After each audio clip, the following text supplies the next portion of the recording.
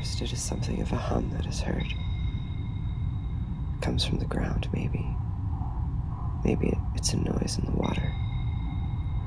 They hear it in the wider territory of Chicago, in Denver, and Maple Estates. Persons are in their vehicles when it begins.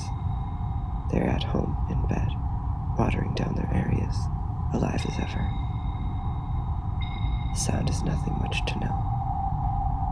Steady tone, steady tone, steady tone. You've heard it too, haven't you? But there is no profit in thinking of it. One can still speak, one can still live. There is nothing other to do. The days change, change, change. It is America all over the world. Tapes are made of the sound, which is a whistle, a shiver.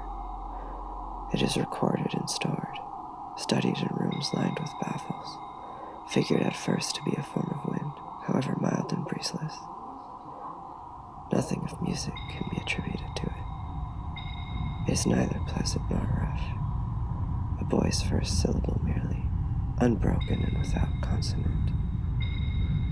Too dim still for all to listen to. There is no effort to stop it yet, just curiosity, something to do. Community Solutions steps up to the job of knowledge. Machines are brought in from Akron, and mile wires fed down into the soil of every large city, past platforms and chunk rock and water, into the very stone of the core of the world, where some believe the source to be.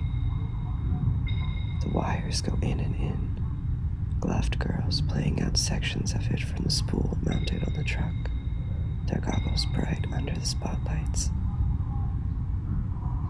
The wires are meant to pull noise off its source, to listen.